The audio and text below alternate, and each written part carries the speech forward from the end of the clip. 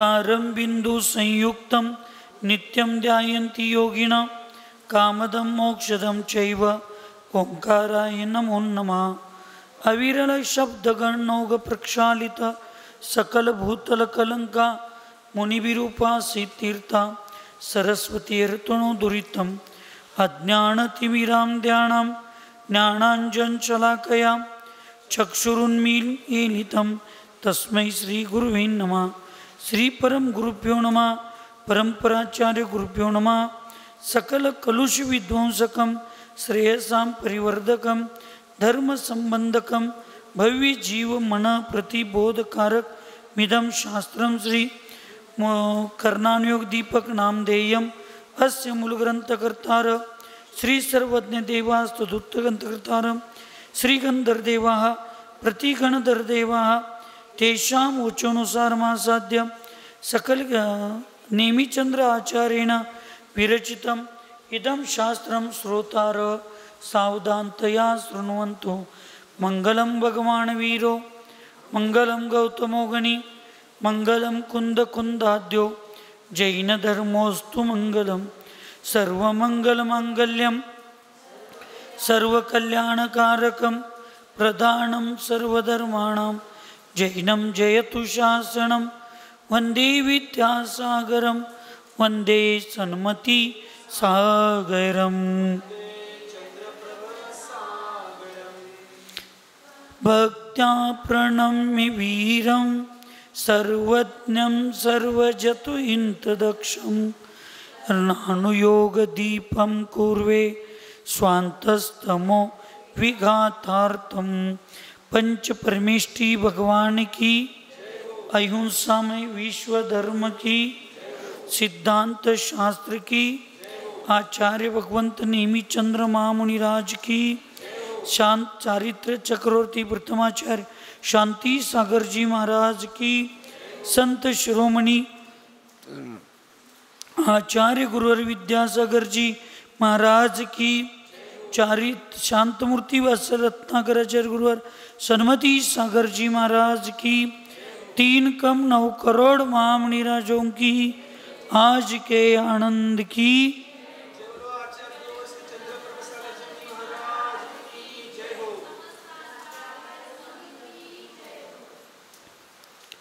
आचार्य भगवंत नेमिचंद्र सिद्धांत चक्रवर्ती यांनी लिहिलेल्या कर्मकांडच्या अपेक्षेनं या ठिकाणी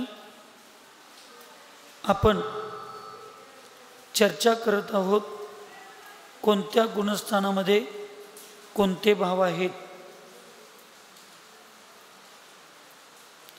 आणि ते भाव कशा पद्धतीनं आपण घटवलं पाहिजे। त्यामुळे पहिल्या गुणस्थानात आपण घटवलो 19चा अभाव आहे, 34चा भाव आहे आणि 2ची विच्युती। ती बोलायला तुम्हाला सांगतो काय काय बघितलो आपण। 19चा अभाव, 34चा भाव आणि 2ची। दुसऱ्या गुणस्थानात 21चा अभाव, 32चा भाव आणि 3ची विच्युती। तिसऱ्या गुणस्थानात 24चा अभाव, 29चा भाव आणि 0ची विच्युती। चौथ्या गुणस्थानात 17चा अभाव, 36चा भाव, 6ची विच्युती। परत इथं चौथ्या गुणस्थानात औपशमिक, शायिक, शायोपशमिक, सम्यक्त्व, ज्ञान आदींच्या अपेक्षेनं अभावामधून भावामध्ये गेले। तसंच 5व्या गुणस्थानात असंयम आणि ह्या सगळ्या गोष्टीची विच्युती होऊन परत त्या अभावात जरी गेले असले तर संयम आणि ही गोष्ट गेली भावामध्ये गेलं। त्यामुळे तिथं 22चा अभाव, 31चा भाव आणि परत 2ची विच्युती झाली, त्रियंची गती आणि संयम।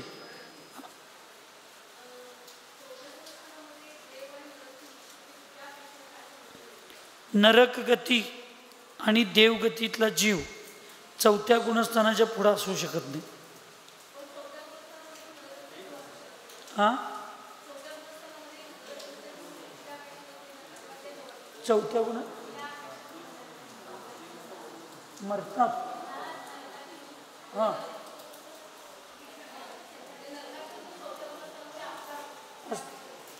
हां, नरक गतीतले जीव कुठल्या गुणस्थानापासून कुठल्या गुणस्थानापर्यंत असतात? 1 ते 4. मग 4 चौथ्या गुणस्थानाच्या पुढं नरकातले जीव असणार आहेत काय? मग तिथं नरक गती असणार आहे काय? नाही. म्हणून चौथ्यापासून पुढं नरक गतीने देवगती हे जीव नसतात. म्हणून तिथं विच्युती त्या अपेक्षेने. इथं एक विच्युतीचा अर्थ काय घ्यायचं? इथून पुढेही असणार नाही. सरड्याची छाप कुंपणापर्यंत इथून पुढेही असणार नाही. पण तिर्यंची गतीतला जीव संयम घेतो की नाही? सुग्रीवाचा कुठला? रामाचा काय? रामाचा जीव सुग्रीव कोणतो? बैल सुग्रीवाचा जीव. सुग्रीवाचा पूर्वभावातला जीव प्रतिमा घेतला होता की नाही? महावीर भगवंतांचा 10व्या भावातला जीव सिंह त्यानं देशव्रत धारण केला होता की नाही? तर तिर्यंच गतीतला जीव 5व्या गुणस्थानापर्यंत असतो. म्हणून तिर्यंच गती 5व्या गुणस्थानामध्ये त्याची विच्युती केली. म्हणजे आता 6व्या गुणस्थानात तो असणार नाही, 5व्यात असणार तो. पण तो कशात असणार नाही? 6व्यामध्ये असणार नाही असा त्याचा अर्थ होतो. लेशा कृष्ण नील कापोत ह्या 3 लेशाची चौथ्यापासून पुढं असणार नाही, म्हणजे 5व्यात असणार नाही. नाही, कृष्ण नील कापोत 104, पीत पद्म 1 ते 7 आणि शुक्ल 1 ते 13. शुक्ल लेशा 1 पासून 13 पर्यंत. म्हणून प्रथम गुणस्थानातला त्या दिवशी तुम्ही नव्हता, ही सुरुवातीला मी समजावून सांगतो ना. शुक्ल लेशावाला प्रथम गुणस्थानावरती जीव अनादि मिथ्यादृष्टी जरी असला तर तो एवढं पुण्य मिळवतो, त्याचे लेशा शुक्ल आहेत, शांत आहेत, चारित्र्य चांगलं आहे. तो सुद्धा 28 मूलगुणांचं पालन बरोबर करतो. मिथ्यादृष्टी जीव सुद्धा मुनी महाराज 28 मूलगुणांचं, आतलं जरा आवाज कमी कर, 28 मूलगुणांचं पालन मिथ्यादृष्टी मुनी महाराज सुद्धा फार चांगलं पालन करतो. हा नियम आहे. का नियम आहे? म्हणजे करू शकतो. नियम म्हणजे करतोच असं नाही. म्हणून आपण 28 मूलगुणांचं पालन करणं हे मुनींचं जे लक्षण सांगतो, हे सम्यक दृष्टी मुनींच्या लक्षणात बसत नाही. सम्यक दृष्टी मुनी महाराजांचं लक्षण हे फक्त सम्यक्त्वासहित 28 मूलगुण पालन करणं हेच बसतं. 28 मूलगुणाचं पालन करेक्ट करतो, पण सम्यक्त्व नाही. तुम्ही त्याला मुनी मानणार का? 28 मूलगुणात जरा थोडा दोष आहे. आचार्याने सांगितले सर्वार्थ सिद्धीमध्ये, टीकेमध्ये 5 प्रकारचे मुनी आहेत. मूलगुणाचं पालन करेक्ट करतात, पण उत्तर गुणामध्ये थोडी शिथिलता आहे. उत्तर मूलगुणांचं पालन करेक्ट करतात, मूलगुणामध्ये थोडी शिथिलता आहे. दोन्ही करेक्ट पालन करतात, पण पिंची कमंडल हे काय आपलं उपकरण आहे, त्याची सुंदरता त्याला टिकवण्यामध्ये थोडं लीन असतात. मग हे सगळे पूजनीय आहे म्हणून सांगितलं. विज्ञानमती माताजींच्या पार्श्वनाथ भगवंतांचं विधान त्यांनी लिहिलं. त्या पार्श्वनाथ भगवंतांच्या विधानात शेवटला या 5 प्रकारच्या मुनींना त्यांनी अर्घ्य दिला. मग आम्ही कसं म्हणतोय 28 मूलगुणात जरा इकडं तिकडं असलं तर ते मुनी पूजनीय नाहीत. आमचं वचन आगमाच्या विरुद्ध असता कामा. म्हणून तर कुंदकुंदाने सांगितलं चारित्र्यात थोडा कमी असला तर चालेल, पण सम्यक्त्वात जो भ्रष्ट आहे तो भ्रष्ट आहे. सम्यक्त्व ज्याचं पक्का आहे आणि चारित्र्यात थोडं शिथिलता आहे, आम्ही त्याला भ्रष्ट म्हणू शकत नाही. शिथिल म्हणू शकतो पण भ्रष्ट. अशी फार फार चर्चा आहे आपल्या भागात. आता विषय निघाला म्हणून सांगतो. पूर्वी जुनी लोक अभिषेक चालू असताना एक गाणं म्हणत होते. अभिषेक चले तीर्थंकर बाळाचा म्हणत होते. आमच्या संघातल्या महाराज आले, कोणाचा अभिषेक करायला लागलाय? तीर्थंकराचा. गाणं कुणाचं म्हणा लागलाय? बरोबर आहे का चूक आहे? चूक आहे.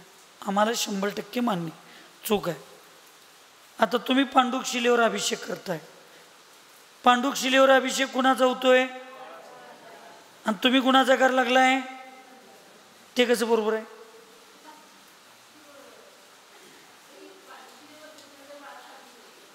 बालकाचा अभिषेक होतो की नाही? मग आता रोज मंदिरात तुम्ही अभिषेक करताय, ते कुणाचा करताय? बालकाचा करताय, तीर्थंकरांचा. मग ती पांडुक शिलेवर का? अभिषेक पीठामध्ये करायला पाहिजे.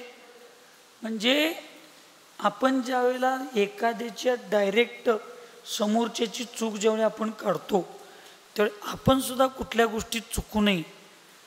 स्ववचन बाधा म्हणजे याला आगमामध्ये नयाच्या भाषेत, म्हणून मी कुठंच म्हणत नाही. आम्ही छापलेल्या पुस्तकात सुद्धा अभिषेक पीठे स्थापनम करोमिति स्वा म्हणतो.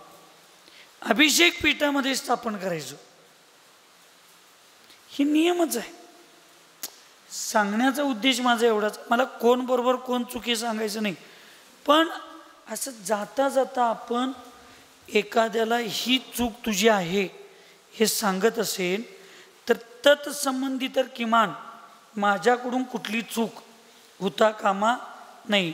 जसं मी परवा इथं सांगितलो, अभिषेक झाल्याबरोबर अर्घ्य दिल्याबरोबर लगेच चवर छत्रत्रय त्याचे मंत्र म्हणायला चालू करतात. अभिषेक पीठामध्ये कधी तीर्थंकरांचा परिकर नसतो. छत्रत्रय चवर भामंडल हे कुठं असतं? समौशरणात असतं. मग समौशरण केव्हा आहे? तुम्ही ज्यावेळेला प्रतिमा पुजता, अभिषेक करता, त्याचं परिमार्जन करता आणि त्याला परत उचलून विधीपूर्वक विधीवर सिंहासनावर ठेवता, मग तुम्ही ते भाव करायचे आहेत. छत्रत्रयचे चवरचे. मग आपण काय करतो, काही वेळेला भावनेच्या भरात जाऊन पूर्वीचं सगळं चुकीचं आहे आणि आता आम्ही म्हणतोय ते सगळं बरोबर आहे. अशा वेळेला काही गोष्टी मग आपणच आगमाच्या विरुद्ध काही गोष्टी बोलण्याचा प्रसंग येतो. तसे इथं मिथ्यादृष्टी मुनी महाराज अनादि मिथ्यादृष्टी आहेत, साधी पण नव्हेत, अनादि मिथ्यादृष्टी आहेत, पण शांत परिणाम आहेत. मंद कशा आहेत, शुक्ललेश आहेत, चारित्र सगळं चांगलं आहे, सगळं त्यांचं चांगलं आहे. अशा जीवाला जर सम्यक्त्वाची प्राप्ती झाली आणि जर चतुर्थ कालतेन असेल तर तो 14 काय 15 अंतर्मुहूर्तात अनादि मिथ्यादृष्टी मुनी महाराज तो मोक्षाला जातो. आणि आम्ही पहिल्यापासून जय श्रीराम करत बसलोय. आम्ही जय श्रीराम करतच बसलो इथं. म्हणून कुणा बाबतीत एकांतानं दुसऱ्यांच्या बाबतीत निर्णय घेण्यासाठी आपला स्वाध्याय नाही. आपला स्वाध्याय स्वतः बाबतीत निर्णय घेऊन स्वतःमध्ये परिवर्तन करण्याला निमित्त असला पाहिजे. आता मी माताजीनं मगाशी तेच चर्चा चालली होती आमची, त्याच्यात मी सांगितलं जोपर्यंत पूर्व संस्कार आणि पूर्व गोष्टी आम्ही विसरणार नाही तोपर्यंत नवीन काय आम्ही करणार नाही. आणि समाधीच्या काळामध्ये, साधनेच्या काळामध्ये किंवा साधूंनी आमच्यासारख्यांनी आत्ता निश्चयाचं चिंतन करत असताना एक कुंद भगवंतांची 2 गाथा सलग आहेत. त्या गाथा आमच्या लक्षात असल्या पाहिजेत. गाथा काही मला येत नाही, गाथार्थ तेवढा नक्की मी सांगतो. परद्रव्य, परक्षेत्र, परकाल आणि परभाव हे परचतुष्टय आहेत. हे काय आहेत? परचतुष्टय. परचतुष्टयाच्या परिणमनासाठी माझा नास्ती स्वभाव आहे. माझा स्वभाव कसा आहे? नास्ती. स्वद्रव्य, स्वक्षेत्र, स्वकाल, स्वभाव ह्या स्वचतुष्टयासाठी माझा आस्ती स्वभाव आहे. म्हणजे मी परिणमन कुणाच्यात करू शकतो? माझ्या. मी परिणमन दुसऱ्यांच्यात करू शकत नाही. मी बाह्य निमित्त बनू शकतो. मला लई जण म्हणतात, महाराजजी तुम्ही समजावून सांगितलं ना, नक्की माझा मुलगा ऐकेल, नक्की माझी मुलगी ऐकेल. मी त्यावेळी कधीही अहंकारात जात नाही. तिचं पुण्य असेल तर नक्की ती माझं ऐकेल, माझं पुण्य असेल तर नक्की तो माझं ऐकेल, अशी मी त्यांना समजावून सांगतो. ती गोष्ट मी त्यांना समजावून सांगतो. पण अहंकारामध्ये कधी जायचं नसतं. म्हणजे आपण काय करतो? कर्तृत्व भावनेमध्ये चाललोय. आचार्यजींच्या जीवनात एवढा मोठा प्रसंग आल्यावर त्यांनी लगेच निस्पृह का झाले? त्यांनी पहिल्यापासूनच निस्पृह होते. ते निस्पृह झाले नाहीत. ते निस्पृह झाले नाहीत, ते निस्पृह होते. त्यामुळे त्यांना विकल्पच नाही. सोडायचं फार अवघड असते, लक्षात ठेव. एवढा मोठा संघ, एवढी मोठी व्यवस्था, एवढी मोठी प्रतिष्ठा 4 दिवसात 8 दिवसात महिन्यात मला कळतंय. मी आता 1 महिन्यानंतर नाही. आणि मग हे कुणाला न सांगता, कुणाला जाहीर न करता, लोकांना भावूक न करता, आपल्या शिष्यांचा गर्दी न करता, कारण ही जेवढे लोक माझ्याकडे येतील तेवढं माझ्या साधनेला बाधक आहे, अडथळा आहे. म्हणून त्यांनी त्या सगळ्याचा त्याग करायचा आणि आपल्या अंतरंगामध्ये ती स्वीकारायचं आणि तशी साधना करायची. Not a joke.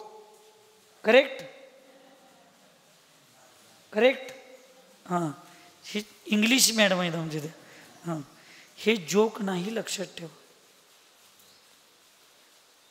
म्हणून मी काल माताजीने एक चर्चा करताना सांगितली, तुम्ही गणिनी पद सोडलाय, आता तुम्ही विचार करायचा नाही. म्हणून की त्यांचे शिष्य आहेत, तुमचे शिष्य आहेत, तुम्ही त्यांना सोडलाय म्हणून त्यांनी तुम्हाला सोडायला पाहिजे असा नियम नाही. आमच्या आचार्याने आचार्यपद सोडलं होतं की नाही? मग तुम्ही घोषणा देताना काय म्हणताय? आचार्य सन्मती सागर महाराज की जय. मग आचार्य आता स्वर्गात नाही आलं पाहिजेत, तुला माहित नाही मी काय सोडलोय की नाही? आणि का म्हणाल्यास असं आचार्यशी स्वप्नात येऊन कधी म्हटलं नाही? म्हटलं. त्यामुळे तुम्ही पण कोणाला म्हणायचं नाही मी आता पद सोडलोय, गणिनी म्हणू नका, म्हणू नका. तुम्ही सोडला, तुम्ही तुमचं कर्तव्य केला, तुम्ही तुमचं पुण्य मिळवला, तुम्ही तुमच्या कर्माची निर्जराच केलाय. पण तुम्ही सोडला म्हणून आम्ही लगेच तुम्हाला पण गणिनी म्हणायचं सोडलो तर तुमच्या शिष्यांना आणि तुमच्या भक्तांना त्याच्यामध्ये अविनाचा दोष येणार आहे. आचार्य शांतीसागर महाराजांनी पद सोडून सल्लेखना घेतली. पण आम्ही प्रथमाचार्य म्हणतोय की नाही, ह्याला द्रव्य संग्रहमध्ये किंवा दौलाच्या पुस्तकामध्ये याला भूत नैगम नाही च्या अपेक्षेनं डॉक्टरकी सोडल्यानंतर सुद्धा या डॉक्टर साहेब, वकिलकी सोडल्यानंतर सुद्धा या वकील मॅडम म्हणतोय की नाही मी, हां, भाव नैगम नयाच्या अपेक्षेनं काळा कोट घातलं तर वकील म्हणायचं, पांढरी साडी नेसून पूजा करताना भक्त म्हणायचं, पुजारी म्हणायचं, गुरूंना आहार देताना, माताजींची वयावृत्ती करताना शिष्य म्हणायचं, अभ्यास करताना विद्यार्थी म्हणायचं, शिकवताना शिक्षक म्हणायचं. हे भाव नैगम नाही आहे. पण भूत आणि भविष्य नैगम नयाच्या, भावी नैगम नयाच्या अपेक्षेनं आता बायांची दीक्षा ठरली, तारीख ठरली समजा उद्या, तर अजैन लोक वगैरे या महाराज म्हणतातच. का बरं? आता तुम्ही आज नाही उद्या होणारच आहे. हे नैगम नयाचं ज्ञान ज्यांच्याकडे असतं त्यामुळं कुणाला, मला आता एक जण डाकू महाराज म्हणतात, मी आहेच म्हणतोय, मला काही वाईट वाटतच नाही. एक एक जण गुंड महाराज म्हणतात, मी आहेच बाबा, आहे तर आहे. तुझ्या अपेक्षेनं तू भूतकाळातला मला बघितलायस, ते आज तू मला सांगायला लागलायस, मी आहे. मला कोणतर चंद्रप्रभू भगवान की जय म्हटलं माझी जयकारा घालताना मला लय आनंद होतोय. निदान दोघींना तर कळलं मी भगवान होणार आहे. म्हणजे या जगात एक 2-4 लोकांचा तर विश्वास आहे की मी भविष्यात भगवान होणार आहे. आपण वाईट मानून घ्यायचं, अहंकार पण करायचं नाही. आपण जे आहे त्याला आनंदानं स्वीकारायचं. ह्याच्यासाठी मी तुम्हाला सूचना दिली ती की आलाप पद्धतीचा स्वाध्याय, आणि आलाप पद्धतीमध्ये ही सगळी व्यवस्था तुम्हाला पुढं पुढे येणार आहे. आणि ही व्यवस्था लक्षात घेऊन पाठांतर करून समजावून घेऊन मग तुम्ही द्रव्यानुयोग आणि कर्णानुयोग जर स्वाध्याय चालू केला तर तुमची गाडी कधीही भरकटणार नाही. तेल संपली तर थांबेल पण गाडी भकलणार नाही. गाडीचं स्पीड कमी असलं तर चालतंय पण रस्त्यावर जाणारी पाहिजे. गाडी जास्त पळत्या पण कधी भकलेल्याची गॅरंटी असल्या गाडीत बसायचा अर्थ राहतं. आलाप पद्धती, कर्णानुयोग दीपक 1, 2, 3, सिद्धांत, जैनेंद्र सिद्धांत प्रवेशिका, ह्या ग्रंथांचं पाठांतर जरी नसलं तरी समजावून घेऊन मग आम्ही ह्या द्रव्यानुयोगचा आणि कर्णानुयोगचा अभ्यास केलो तर मग आम्हाला कुठलीही अडथळा येत नाही. म्हणून त्या अपेक्षेनं पहिल्या गुणस्थानातल्या मिथ्यादृष्टी जीवाला सुद्धा शुक्ललेशा असते. आता फक्त तिथं उलटं घ्यायचं आहे. पहिल्या गुणस्थानातली कृष्ण, नील आणि कापोत ही लेशा तीव्र असते आणि चौथ्या गुणस्थानात ती मंद होते. ते पहिल्यापेक्षा दुसऱ्यात मंद, दुसऱ्यापेक्षा तिसऱ्यात मंद, तिसऱ्यापेक्षा चौथ्यात मंद. पीत पद्मलेशेचं उलटं घ्यायचं, शुक्ललेशेचं. पहिल्या गुणस्थानात मंद शुक्ललेशा असते. आता शुक्ललेशा म्हणजे इथं चौथ्या गुणस्थानातली तीव्र लेशा असं म्हटलं की ती जास्त 13व्या गुणस्थानात असं घ्यायचं नाही. तिथं उत्कृष्ट म्हणजे की तिथं अत्यंत उज्ज्वल परिणाम असणार. आणि इथं मंद म्हणजे उत्कृष्टता वाढत जाणार. अशुभ लेशांच्या मध्ये खाली उत्कृष्टता असते, वर मंदता असते. आणि शुभ लेशांच्या मध्ये खालच्या बाजूला मंदता असते आणि जसं वर जातील तसं ते काय असतात, उत्कृष्टता वाढत जात असते. एवढाच यातला फरक समजावून घ्यायचा आहे. गुणस्थान 6वे, 22चा अभाव, 31चा अभाव, 0ची विच्युती. आता 5व्या गुणस्थानात 22चा अभाव आणि 2ची विच्युती होती. म्हणजे 6व्यात 24 व्हायला पाहिजे होतं. पण इथं शायोपशमिक चारित्र्य आणि मनप्रेय ज्ञान याची अभावातून कुठे गेले, भावात. आता बघा, कुठल्याही परंपरेचा माणूस असू दे त्याला शायोपशमिक चारित्र्य कुठनं म्हटला तर ते ग्रंथ 6वं गुणस्थानच सांगणार. शायोपशमिक संयमासंयम 5वं गुणस्थानच सांगणार. 4थ्या गुणस्थानामध्ये संयम आणि चारित्र्याची भूमिका असते अंशतः सुद्धा असं सांगणारा एक सुद्धा ग्रंथ आपल्याला भेटत नाही. तिथं काय सांगितलं, सम्यक्त्व रूप आचरण तुमचं असतं. कुठलं आचरण असतं? सम्यक्त्व स्वरूप आचरण. सम्यक्त्व तुमचं आचरण आहे, सम्यक्त्वाला पोषक असं आचरण आहे. पण ते चारित्र्य म्हणता येणार नाहीतर तुम्ही मग आता हे 4थ्या गुणस्थानात असताना तुम्ही चारित्र्य शुद्धीचं कोण व्रत करतंय, कोणती चंद्र कवल हार त्याचं व्रत, मग तुम्ही ते नियम घेतला की तुम्ही व्रती झाला काय लगी? व्रतीचा अर्थ फक्त प्रतिमा, श्रावकांच्या 11 प्रतिमा, साधूंचे 28 मूलगुण, तत्संबंधी किंवा त्रयोदश चारित्र याच्या संबंधीच व्रताची भूमिका येते. सामान्य नियम म्हणजे व्रती नव्हे. सायम, माझं व्रत आहे, रात्री मी जेवत नाही, मग तुम्हाला व्रती म्हणायचं? माझं व्रत आहे, मी कंदमूल खात नाही, मग माझं व्रतच आहे की. व्रताला स्वीकारतो तो व्रती. पण व्रत वेगळे, नियम वेगळे. हे जे आम्ही श्रावकाच्या उचित संकल्प करतो ते नियमात येतात, आणि व्रत हे आचरणाच्या संबंधी ते कायमस्वरूपी असतात. म्हणून या ठिकाणी शायोपशमिक चारित्र आणि मनप्रयज्ञान ह्या दोन्हीचा 6व्या गुणस्थानात भावामध्ये आले. म्हणून तिथं 22चे 22च राहिले, 24 मधले 2 अभावात गेले. या ठिकाणी असं समजून घ्यायचं आहे. इथे एक परत आणि एकदा उजळणी म्हणून सांगतो. औपशमिक चारित्र ज्यांनी 11व्या गुणस्थानात स्वीकारले, ऐकायलाय, त्यांच्या अपेक्षेने ही चर्चा चालू आहे.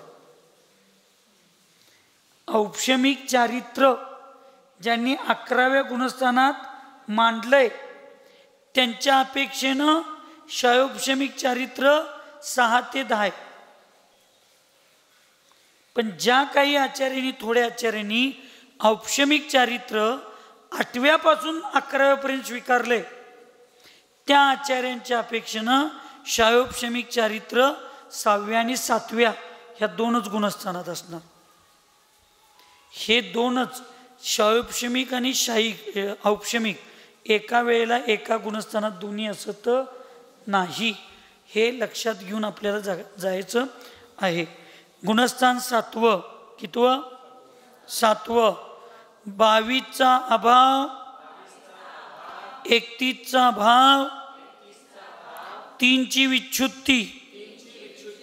3ची विच्छुत्ती आता कुठली कुठली होणार? एक शायोपशमिक सम्यक्त्व आणि पीत आणि पद्म लेशा.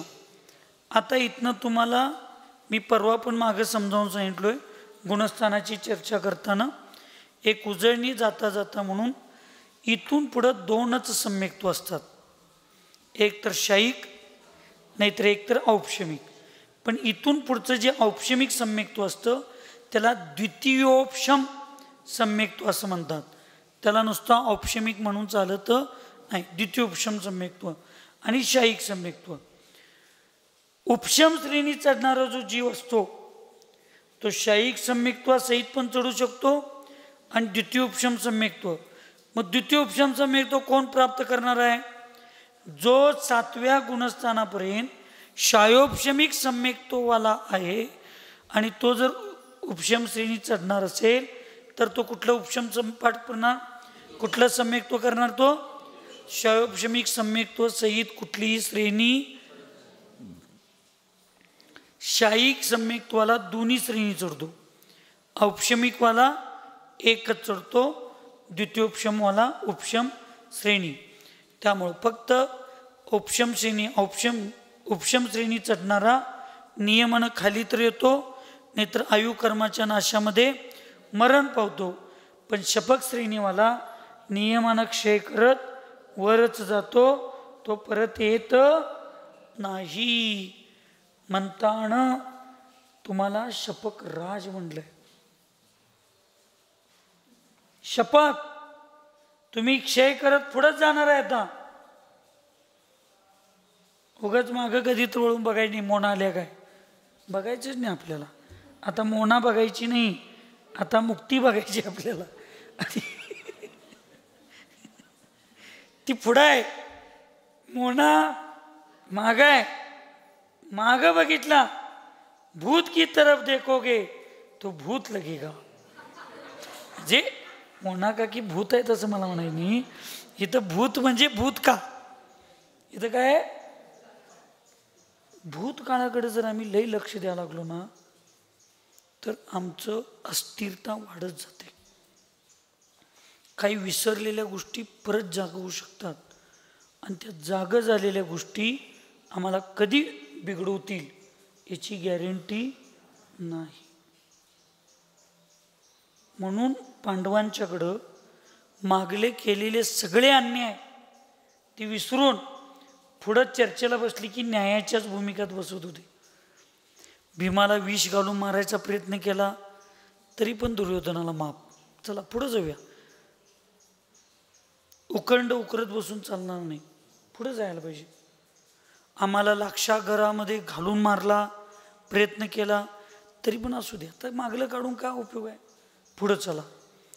म्हणून पांडव स्थिर होते, म्हणून त्यांचं कल्याण होत गेलं.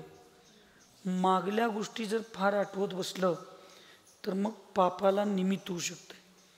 म्हणून शपक श्रेणी पुढं टाकलेलं पाऊल मागं येत नाही, तो मोक्षाला जातो. तसं समाधी स्वीकारलेला जीव हा कर्माची अनंत गुणी निर्जरा करतो, क्षय करतो. म्हणून त्याला शपक. आणि दुसरी गोष्ट, तो आता पुढं पाऊल टाकलाय, तो मागे येणार नाही, म्हणून त्याला शपक श्रेणीच्या अपेक्षेनं तो पुढंच जाणार आहे, मागे येणार नाही. म्हणून अशुभ संस्कारामध्ये, अशुभ पापकर्माच्या उदयामध्ये किंवा आपण झोपत असताना वगैरे काही विचारामध्ये काही अशुभ स्वप्न पडतात. त्या अशुभ स्वप्नाचा अर्थ अशुभ काढून आम्ही अशुभात जायचं नाही, मन चलायमान करायचं नाही, अस्थिर व्हायचं नाही. गड्या असं पण मरायचं आहे, गड्या तसं पण मरायचं आहे. रडून मरण्यापेक्षा लढून मार, गंजून मरण्यापेक्षा झिजून मार, असं बाजीप्रभू देशपांडेंनी सगळ्या आपल्या त्या सैनिकांना सांगितलं. दुरीच कापून टाकली, जावा कुठं जात आहे. एक तर समोरच्याच्या बरोबर मरायचं आहे, नाहीतर मारायचं आहे. मग काय करणार? कर्माला मारणार काय कर्माखंड मरणार? क्षत्रिय काय करतो? कर्माला मारतो, कर्माचा नाश करतो. आता मागल्या दोऱ्या सगळ्या तुटल्या, ते तोडतानाच 12 वर्षाच्या पूर्वी विचार करायचं. आणि आता एकदा तोडलंय, आता मोना सोना कोणा कोणीही नाही. आता फक्त संसारात सोना आणि अध्यात्मात जागणं एवढंच लक्ष, बाकी कुठल्याही गोष्टीकडे लक्ष द्यायचं नाही. ह्याला शपक श्रेणी 8व्या गुणस्थानापासून चालू होते. आणि तो शाहीक सम्यक दृष्टी एकटाच चढू शकतो, कारण तो मागे येणार नाही. फक्त भुज्यमान आयुचं एकच सत्व त्याच्याकडं असतंय, मनुष्यगतीचं. उपशम श्रेणीवाल्याकडं 2 आयु सत्तेमध्ये असू शकतात, असतातच असं म्हणायचं नाही, असू शकतात. पण शपक श्रेणी चढणाऱ्याची सत्ता एकच असते, वर्तमान मनुष्य आयु. कारण तो भविष्यात कुठला पर्याय धारण करणार नाही, तर त्याला कुठला आयुकर्म असायचं. कारण असे छोटे छोटे नियम आहेत, ते नियम जर लक्षात ठेवले तर मग आपल्याला कोण किती पण खेळवायचा प्रयत्न केला तर आपण खेळू शकत. मला पण काही पाठ नाही, लक्षात नाही, करू उगाच जाता जाता लक्षात आलं म्हणून मी सांगितलो. म्हणून सम्यक्त्व कुठलं? शायोपशमिक सम्यक्त्व 7व्या गुणस्थानात विच्युती होते. देशमाने काकींचा चेहरा फुलला आहे. धाराशिववाले आलेत की नाही म्हणतात. होय होय, मी घेत नाही. तेच विसरा म्हटलो तर आणि ते सांगतात त्यांनी काळजी घेत होते. आत्ता सांगितलं की नाही मी, आणि परत भूताकडेच बघायला लागलाय. हां,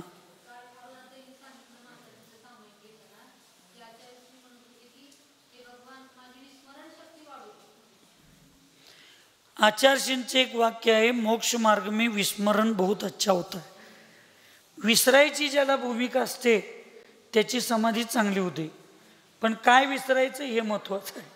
आणि आत्माच विसरला तर काय विसरायचं फार महत्वाचं आहे. मी तर म्हणतोय जगातले सगळ्यात सुखी प्राणी कोण असतील तर किवंडी. किवंडी माणसं सगळ्यात सुखी माणसं बघा. काय विकल्प नाही, काय नाही. हसत हसत शिव्या दिलं तरी ते म्हणतोय माझं कौतुकच करावं लागलं. म्हणून ऐकायला येत नाही की नाही, हे एका अपेक्षेनं लय चांगलं आहे. पण महाराजांच्या पुढे बसले की दुःख आहे. महाराज किती चांगलं सांगायला लागलेत, लोक एवढे आनंद घ्यायला लागलेत, पण मला ऐकायला. म्हणजे एक अपेक्षा जिथं चांगली असते तिथं दुसरी अपेक्षा चुकीची असते. याला मुख्य आणि गौण व्यवस्था आचार्यांनी सांगितली. एका वेळेला एकच व्यवस्था असते, मुख्य व्यवस्था किंवा गौण व्यवस्था. ज्यावेळी मुख्यतेला तुम्ही घेताय त्यावेळी दुसरी बाजू तिथं गौण रूपात विद्यमान असते, त्याचा नाश झालेला नसतो. हे आम्ही विसरतो. आणि त्याचं सगळ्यात सोपं वर्तमानमधलं उदाहरण सांगा. गाठवायला यायला पाहिजे. सगळ्यात मोठं सिद्धांत मुख्य आणि गौण. ह्याच्यात सगळ्यात महत्वाचं उदाहरण म्हणजे तुमच्या बायकांचं. मुलगी लग्न होऊन सासरी जरी गेली, ती सासर जी मुख्य जरी असली तर ती अजून 7 बाऱ्यावर नाव ठेवून माहेरात गौण रूपात असतेच. तिचा हक्क संपलाय काय? आम्ही काय म्हणतोय, मुलगी गेली मेली आमचा संबंध नाही, तू तोंडान म्हणून काय करायचं. 7 बाऱ्यावर अजून तुझी मुलगी तुझ्या घरात आहे, बसलेली आहे. म्हणून एखाद्या विषयाला मुख्यतेने ज्यावेळी आम्ही कथन करतो ते दुसरी बाजू तिथं गौण असते. म्हणून व्यवहाराच्या चर्चेमध्ये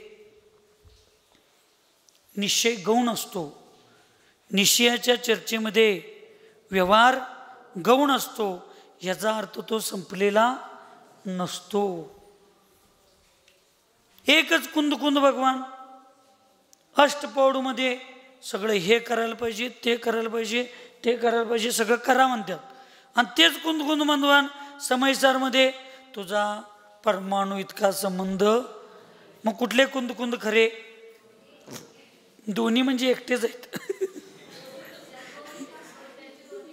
दोन्ही विचार ते निश्चयाच्या अपेक्षेनं बरोबर आहे. ते डोळं झाकल्यावर काय पाहिजे ते सांगायला लागल्यात, डोळं उघडल्यावर तू काय वागायचं इथं सांगायला लागल्यात. आणि ह्याच्यात आपलं कन्फ्युजेशन होते आणि आपली गुरूंच्यावर पण अश्रद्धा बसते. गुरूंच्या बाबतीत सुद्धा काय होते?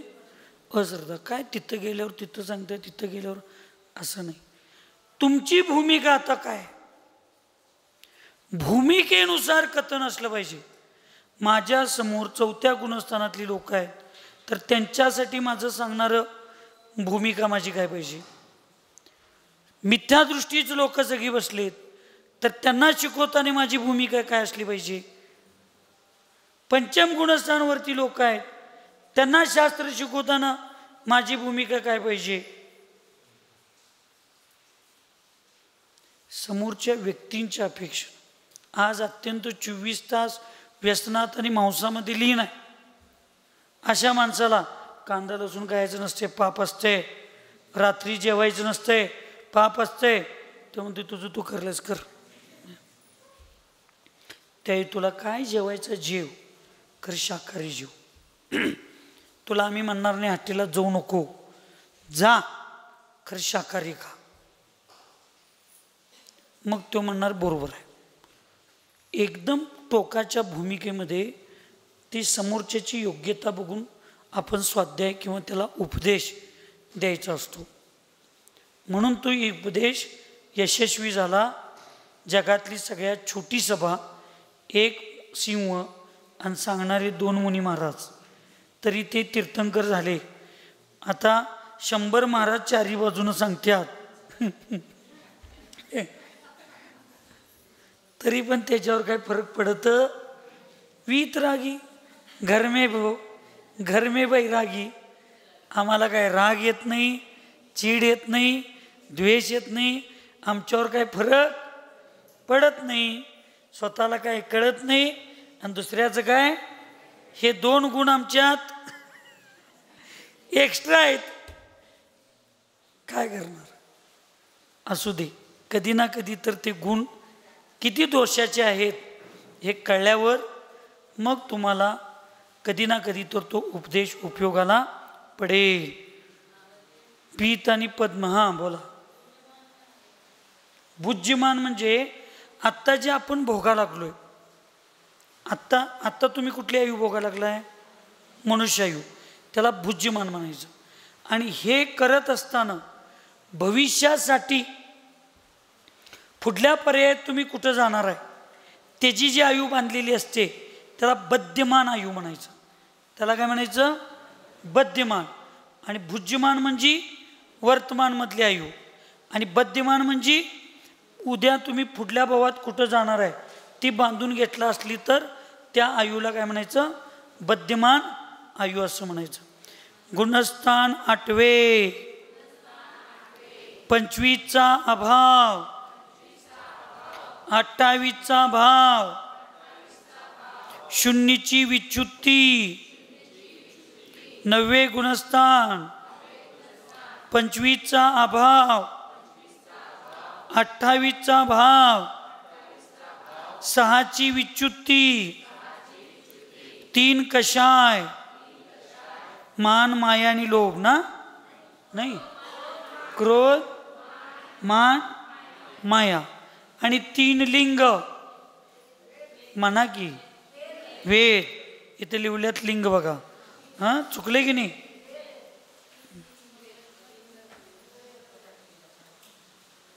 तीन वेद. कुठले कुठले, स्त्रीवेद, पुरुषवेद आणि नपुंसक वेद. ला लिंगची चर्चा जी असते ना ती द्रव्य रूपात असते, आणि वेदची चर्चा जी असते ती भाव रूपात असते. आत्ता तुम्ही स्त्रीलिंगी आहात रूपानं, पण तुमच्यात जर झाशीच्या राणीसारखं गुण असलं तर तुमच्यात आत वेद कुठला असतो, पुरुष वेद असू शकतो. देवगती, नरकगती आणि भोगभूमी, इथं बहिरंग आणि अंतरंग वेद साम्य असतो. म्हणजे स्वर्गात जो देव दिसतो त्याला पुरुष वेदच असणार, जी स्त्री देवी असते त्याचा स्त्री वेदच असणार, नरकात नपुंसक वेदच असणार, द्रव्य पण भाव पण, भोगभूमीमध्ये पण भाव आणि द्रव्य दोन्ही एकच वेद असणार. पण मनुष्य आणि स्त्रियांचे कर्मभूमीतले यांचा द्रव्यवेद आणि भाववेद समान पण असू शकतो आणि वेगळा सुद्धा असू शकतो. आलं का लक्षात. हां म्हणून 3 कशा आहे, कुठले, क्रोध मान माया, आणि 3 वेद कुठले, स्त्रीवेद, पुरुषवेद, नपुंसक वेद. या 3ची विच्युती होते. अशी 6ची विच्युती होते कुठल्या गुणस्थानात, 9व्या गुणस्थानात. सुशांत गुणस्थान कितवं, 9व्या नंतर 8वं, 10वं काय बा, 10वं गुणस्थान. 31चा अभाव, 22चा भाव, 2ची विच्युती, लोभ कशाय शायोपशमिक चारित्र. आता इथं काय सांगितलं 31चा अभाव आणि 22चा भाव. आता 2ची विच्युती आहे. कशाची? लोभ. जे संजीवलन लोभ राहिलेलं असतं त्या संजीवन लोभचा 10व्या गुणस्थानात विच्युती होते आणि शायोपशमिक चारित्र्याची विच्युती होते. गुणस्थान 11वे 32चा अभाव 21चा भाव 2ची विच्युती. आता 10व्या गुणस्थानात 31 अभाव होतात आणि 2ची विच्युती होती. मग 31 आणि 2 किती व्हायला पाहिजेत? 33. पण इथे किती सांगितल्यात? 32. मग आत्तापर्यंत जो अभावामध्ये शायोपशमिक औपशमिक चारित्र होतं ते आता कुठे गेलं? 11वं गुणस्थान आहे. म्हणजे औपशमिक चारित्र्याचं गुणस्थान किती आहे? मग आता कुठनं आलं ते? अभावामधनं. म्हणून 33चं किती झालं? 32 झाले. म्हणून 32चा अभाव 21चा आणि विच्युती 2ची. कुठल्या कुठले? औपशमिक चारित्र आणि औपशमिक सम्यक्त्व. या दोन्हीची विच्युती 11व्या गुणस्थानात होते. म्हणून 11व्या गुणस्थानात 32चा अभाव 21चा भाव 2ची विच्युती असल्यात जर डोकं घातलो की नाही असल्यात कवा रात्री पडलेलं पण कळत नाही, कधी झोप लागली कळत नाही. आणि रात्री बघा झोपत पण कर्माचा उदय जरी तुमच्या प्रचला असला तरी 10वं गुणस्थान 31चा अभाव 22चा भाव 2ची विच्युती हे सगळं चालूच असते. स्वप्नात सुद्धा कर्माची निर्जर होते कारण आपले परिणाम तिकडे चालू असतात. म्हणून झोपत असताना आता मोबाईल तीन तुमच्याकडे असते तर काय तर लावून झोपायचं. म्हणजे ते ऐकत ऐकत ऐकत जर आम्ही झोपलो तर मग लक्षात ठेवा आपल्याला आश्रव पाप कर्माचा पाप प्रकृतींचा आश्रव कमी होतो, पुण्य प्रकृतींचा आश्रव जास्त होतो. आणि ते विचारात तुम्ही ज्यावेळी जाताय त्यावेळी अशुभ स्वप्न सुद्धा आपल्याला पडत नाही. शेवटच्या 1 तासात 2 तासात जे परिणाम असतात त्याचा स्वप्नांच्यावर 90% प्रभाव असतो आणि 10% प्रभाव मग पूर्वकर्माच्या बांधलेल्याच्या उदयात असतो. म्हणून आपण हे लक्षात ठेवायला पाहिजे. गुणस्थान 12वे 33चा अभाव 20चा भाव 13ची विच्युती. आता मगाशी किती 33 आणि 32चा अभाव होता, 2ची विच्युती होती. किती व्हायला पाहिजे होतं वास्तविक? 34 व्हायला पाहिजे होतं. पण इथं काय झालं आता 33 झालं. आता काय होतात शाईकचे सगळे आहेत की नाही, शाईकचं जे चारित्र 12व्या गुणस्थानात शाईक चारित्र जे 12व्या गुणस्थानात येणार होतं ते अभावात होतं आत्तापर्यंत, ते कुठे गेलं? भावामध्ये गेलं. त्यामुळं 33चा अभाव झाला, 20चा भाव झाला आणि 13ची विच्युती. आता शायोपशमिकचं जेवढं शिल्लक आहे कुठलं? 5 लब्धी शायोपशमिकच्या दान लाभ भोग उपभोग आणि वीर्य. शायोपशमिक 5 लब्धी गेल्या, 4 ज्ञान गेले, मतिज्ञान श्रुतज्ञान अवधिज्ञान. 4 आणि 5 आणि 3 8 गेले आणि 3 दर्शन. किती दर्शन? 3 दर्शन. कुठले कुठले? चक्षुदर्शन अचक्षुदर्शन अवधिदर्शन आणि 1 अज्ञान.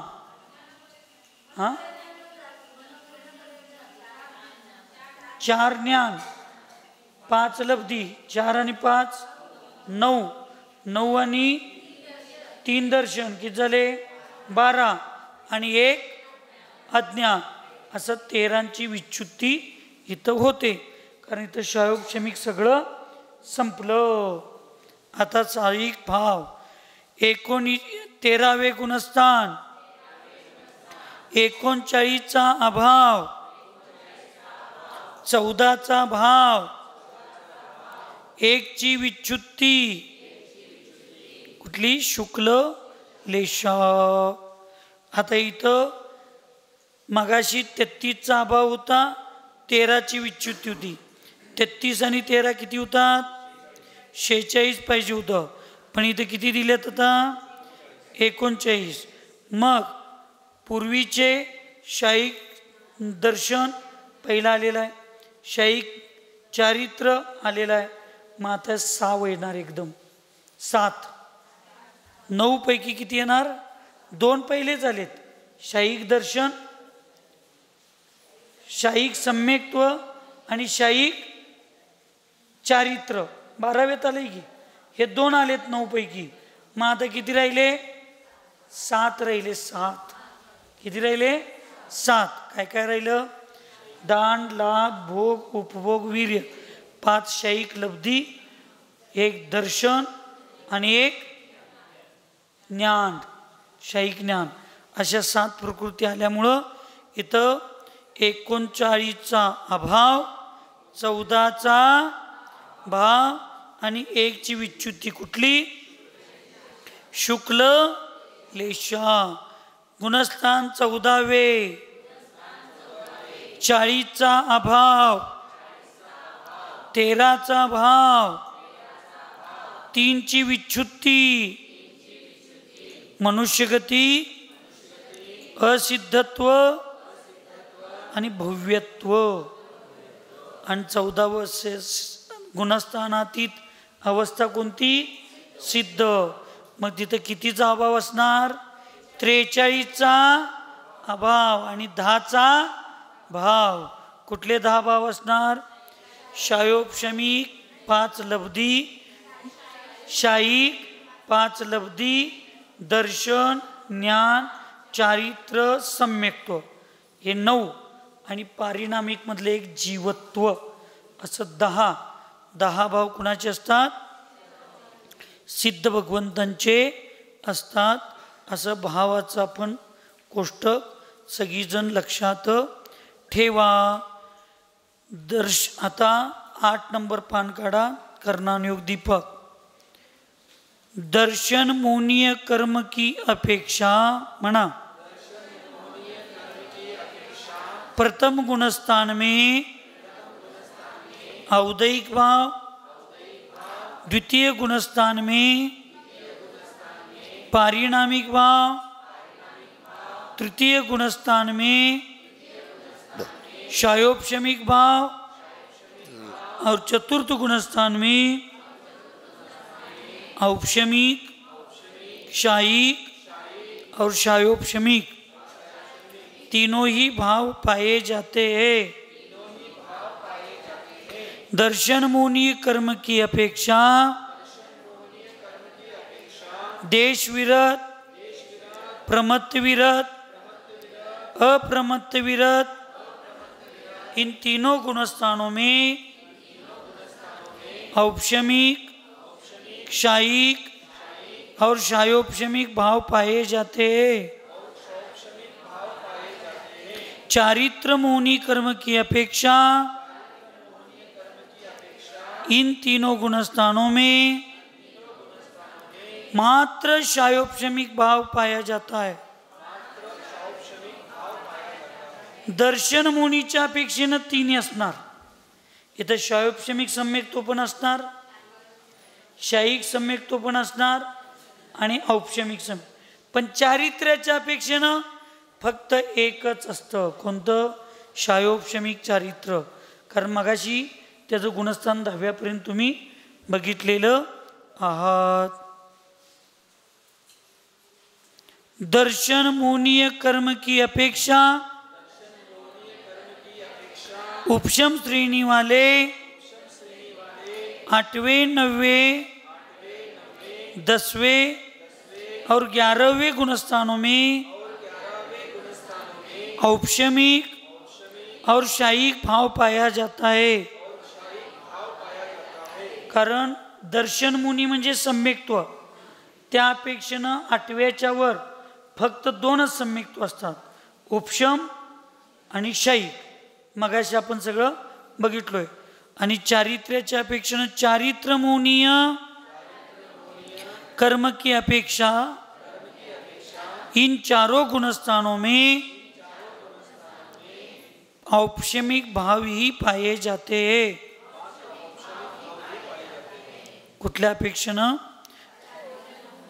चारित्र मुनीच्या अपेक्षेनं कुठले भाव बघितले जातात? ऐकू येत नाही. औपशमिक कसं काय बरं? ती लिहिलंय मला पण माहिती आहे गोळवा, पण कसं काय विचारायला लागलं?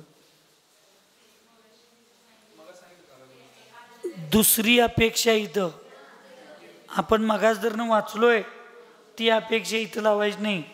दुसरी अपेक्षा 8 ते 11 औपशमिक चारित्र ज्यांनी मान्य केलंय, स्वीकारलंय, त्या आचार्यांच्या अपेक्षेनं एक चारित्र आहे. कुठलं? औपशमिक चारित्र. आणि ह्या मगाशी वाचलोय त्या अपेक्षेनं कुठलं चारित्र असणार? मग शायोपशमिक चारित्र असणार. लक्षात आलं? दर्शन मोनीय एवं चारित्र मोनीय कर्म की अपेक्षा शपक श्रेणी वाले 8वें, 9वें, 10वें और 12वें गुणस्थानों में एक शायिक भाव ही पाया जाता है. सहयोग केवली, अयोग केवली और गुणस्थानातीत सिद्धों में भी नियम से एक शायिक भाव ही पाया जाता है. हे काय सोपंच आहे. हाँ, यह जीव गुणस्थानों में किस क्रम से चढ़ता उतरता है? म्हणजे हा जीव, प्रश्न पहिला समजावून घ्यायचा. चढताना पहिल्या गुणस्थानातला जीव वर गेला तर कुठं कुठं जाऊ शकतो. दुसऱ्या गुणस्थानातनं चढला तर तो कुठं कुठं जाऊ शकतो. तिसऱ्या गुणस्थानातनं चढला तर कुठं कुठं जाऊ शकतो. असं 13व्यापर्यंत घ्यायचं, 14व्यापर्यंत. कुठंपर्यंत घ्यायचं? आणि उतरतेच्या अपेक्षेनं जर जीव उतरा लागला तर 14व्या गुणस्थानातनं उतरला तर कुठं उतरणार आहे? 13व्यात. उतरतच नाही वे बार, उतरत नाही. असं मग 11व्यापासून खाली खाली खाली कुठं कुठं तो उतरतो. हा प्रश्न त्यांचा आहे. प्रश्न कळला तर उत्तर सांगायला सोपं जातंय. आपल्या आयुष्यात आपल्याला प्रश्नच कळला नाही आयुष्याचा, त्यामुळं उत्तर शोधायचा काय विषयच राहिलेला नाही. ज्यावेळेला प्रश्न समजेल त्यावेळी उत्तर आम्हाला गावल्याशिवाय राहणार नाही. सगळं आपल्याजवळच आहे. प्रश्न चुकीचा असला तर उत्तर चुकीचं, प्रश्न बरोबर असला तर. म्हणून पहिला काय समजायला पाहिजे? प्रश्न, मग उत्तर आपोआप गावतंय. तसं पहिला मी कशासाठी मनुष्यगती जन्मलो, प्रश्न पडला पाहिजे. मला भारतासारखं पवित्र देश का मिळाला, हा दुसरा प्रश्न आहे. मग मला जैन कुल कसं मिळालं, का मिळालं असेल, हा तिसरा प्रश्न आहे. जैन कुल मिळून परत खाया प्यायला नसावं, खरं कोथळीचा नवरा असावा, अशा कोथळीत मी कसं काय आलो? का मला देवाने इथं जन्माला घातला असेल, नाहीतर जन्म काढायला इथं पाठवला असेल. मला देवा म्हणजे एवढी मला चांगले अवयव इंद्रिय कसं मिळाले? जगात सगळीकडे बघितल्यानंतर एखादा झोपडीत जाऊन जगणारी लोक आहे, मला घर सुंदर मिळालं, एवढी माझी परिस्थिती चांगली का असेल? एखाद्या अपंग विकलांग व्यक्तीला बघून माझं किती शरीर चांगलं आहे, हे शरीर मला का मिळालं, असं शरीर मला का मिळालं असेल?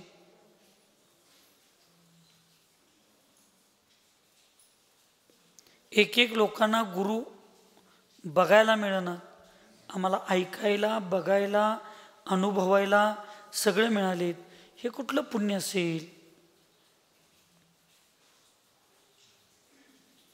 असं विचार प्रश्न पडला पाहिजे.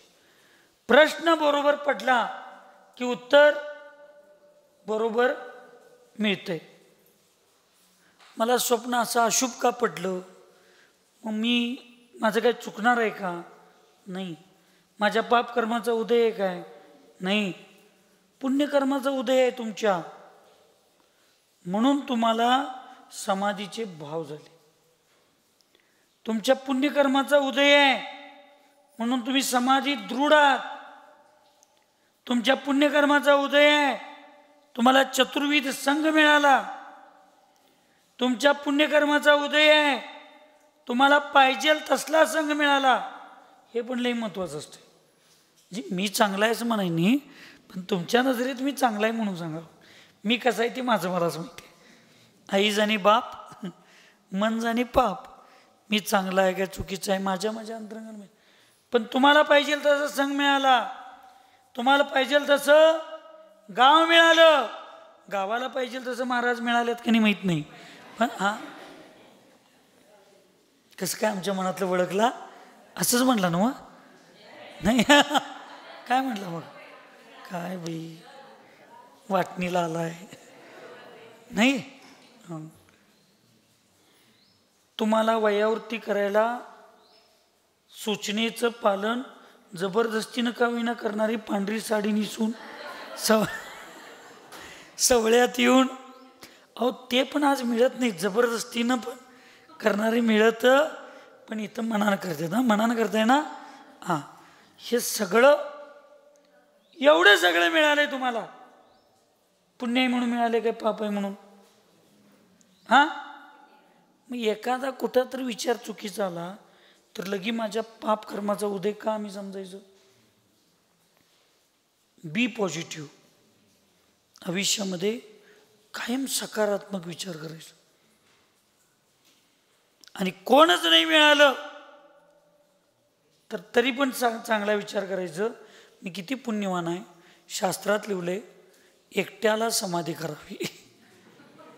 माझा कुठं तर मोह जागा होऊ नये, मला कुठं तर असं होऊ नये म्हणून देवानं मला एकट्याला साधना करण्याची संधी दिली. लई गर्दी व्हायला लागली, माझं किती पुण्य आहे. शास्त्रात सांगितल्यात 48 महाराज लागते. निदान मला 48 प्रतिमाधारी तरी मिळणार. एक लक्षात ठेवा, तुम्ही ज्या नयाकडे बघचिला,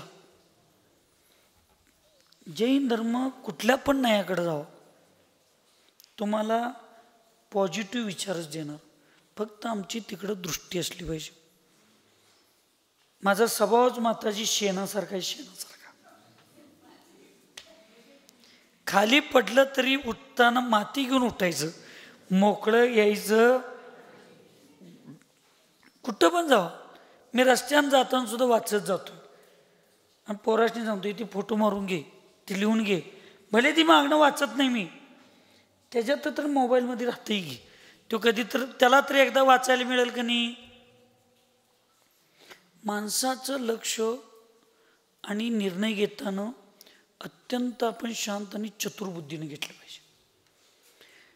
आयुष्यात काहीही माताजी नाही. आम्ही स्वतःला मी एवढा पुण्यवान समजतोय, ती एवढं लहानपणापासून पाप करून पण कसं काय मला आचारशी भेटले असतील, कसं काय मला सन्मती सागरांच्या सारखा माणूस भेटला असेल.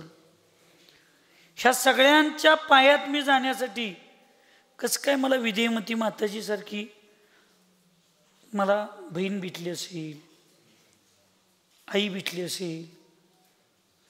जगाला मी भिणार नाही. पण तिचा एक फोन मला आला की मी जिथल्या तिथं माझ्या हातातलं सगळं हत्यार खाली टाकू देतो. जिथल्या तिथं तोंडातला शब्द माझ्या फोनवर नुसता बोलताना तोंडातला शब्द तोंडात, पोटातला शब्द पोटात. बरं, त्या बिचारीनं कधी मला भीती गाठली नाही. पण कशी मला ती भेटली, कसं माझ्या जीवनात मी ज्यात परिवर्तन झालं. मी एकांतात असताना सांगतो, हे सगळे योगायोग असतात. एक नावाचं साम्य असं असतं, माणसाला बिघडायला पण तेच नाव निमित्त असतं आणि माणसाला सुधारायला पण तेच नाव असतं. फक्त ते मी कॅमेरासमोर सांगू शकत नाही. माझ्या आयुष्यात असंच आहे सगळं. म्हणून तुमची दृष्टी जर चांगली असेल, आपले विचार जर चांगले असतील, आपल्या गुरूंच्या मार्गदर्शनावर, ज्ञानावर आमचा जर विश्वास 100% असेल, तर आम्हाला काहीही कमी नाही, काहीही कमी. फक्त विचार योग्य असणं गरजेचं आहे. मिथ्यादृष्टी गुणस्थान भूमिका स्वरूप है. अनादि मिथ्यादृष्टि जीव करण लब्धि के प्रभाव से सम्यक्त्व घातक प्रकृतियों के उपशम से चतुर्थ गुणस्थान में जाते हैं. साधी मिथ्यादृष्टि जीव सम्यक प्रकृति के उदय से चतुर्थ गुणस्थान में जाते हैं. इथं 2 प्रकारचं गुणस्थान सांगितलं. एक अनादि मिथ्यादृष्टी आहे आणि एक आता अनादि मिथ्यादृष्टीच्या 7 प्रकृतींचा उपशम व्हायला लागतो. कितीचा? कुठल्या 5चा? मिथ्यात्व आणि अनुबंधानुबंधी आणि 4 अनंतानुबंधी क्रोध, मान, माया, लोभ आणि मिथ्यात्व आणि सम्यक मिथ्यात्व. अनादि मिथ्यादृष्टीची चर्चा आहे ना. अनादि मिथ्यादृष्टीच्या सुद्धा एकमेव त्याचा इथं काय सांगितलं, सम्यक्त्व घातक प्रकृतियों के उपशम से. मग सम्यक्त्वाला घातक कुठल्या कुठले? मिथ्यात्व आणि अनंतानुबंधी ह्या प्रकृतींचा काय होणार पाहिजे? उपशम व्हायला पाहिजे. त्यावेळी त्याला काय मिळते? सम्यक प्रकृतीचा म्हणजे उदय होणार. आणि साधी मिथ्यादृष्टीला 7 प्रकृतींचा 6 प्रकृतींचा उपशम आणि सम्यक प्रकृतीचा उदय असं ज्यावेळी होतंय त्यावेळी त्याला उपशम सम्यक्त्वाची प्राप्ती. अनादि मिथ्यादृष्टीचा फक्त प्रथम उपशम होतो आणि साधी मिथ्यादृष्टीचा मग तो शायोपशमिकमध्ये जातो. कुठं जातो? शायोपशमिकमध्ये. म्हणून गुळवा मगाशी मी सांगितलं होतो 7 प्रकृतींचा उपशम व्हायला पाहिजे. सम्यक प्रकृती पहिल्यांदा जे सम्यक्त होतं ते कुठलं होतंय? प्रथम उपशम. मग सम्यक प्रकृतीचा तिथं उदय धरून कसं चालेल? सम्यक प्रकृतीचा उदय धरून चालणार नाही. सम्यक प्रकृती ही साधी मिथ्यादृष्टी संबंधी आहे आणि अनादि मिथ्यादृष्टीला सम्यक प्रकृतीचा संबंध येत नाही. ही गोष्ट आमच्या लक्षात आली पाहिजे. आता मी परवा सांगितलं होतं, आता तुम्ही 2 जण आलाय म्हणून अनेकदा सांगतो. चिंतनाचा विषय फार मोठा आहे. समजावून घेतलं तर ते चिंतन आहे. हे देव, खरे शास्त्र आणि खरे गुरु यांची पूजा करणं ह्याला आम्ही सम्यक्त्व म्हणतोय. बरोबर आहे का चुकीचं आहे? ऐकू येत नाही. याला आम्ही काय म्हणतोय? पण शास्त्रात असं कुठं उल्लेख नाही. प्रथमोपशम ज्यावेळी सम्यक्त्वाची प्राप्ती होणार असते, अनादि मिथ्यादृष्टी जीवाला पहिल्यांदा ज्यावेळी सम्यक्त्वाची प्राप्ती होणार असते, तो सम्यक्त्वाच्या सम्मुख असतो, त्याला सातिशय मिथ्यादृष्टी म्हणतात. त्याला कुठला मिथ्यादृष्टी म्हणतात? सातिशय. आणि त्यावेळी त्याचे परिणाम अधःकरण, अपूर्वकरण आणि अनिवृत्तीकरण हे 3 प्रकारचे परिणाम त्याचे होत असतात. आणि या परिणामामध्ये फक्त आत्मस्वरूप, आत्मस्वभाव, आत्मचिंतन आणि जीवद्रव्य, 7 तत्व, 7 तत्वांचं अर्थ, 9 पदार्थ ह्याच्याबद्दलच तिथं श्रद्धान झालेलं असतं. आणि त्यामुळं त्याला सम्यक्त्वाची प्राप्ती होते. मग हे खरे देव, हे खरे शास्त्र, हे खरे गुरु, हे सम्यक्त्वामधले कुठले? हे म्हणजे सम्यक्त्व कुठं आहे? मग करायचं काय, करायचं नाही? का करायचं? खरे देव, खरे शास्त्र आणि खरे गुरु हे सम्यक दर्शन नाही, हे सम्यक दर्शनाला सुरक्षित ठेवणारं चिलकत आहे आमचं. खरे देव, खरे शास्त्र, खरे गुरु.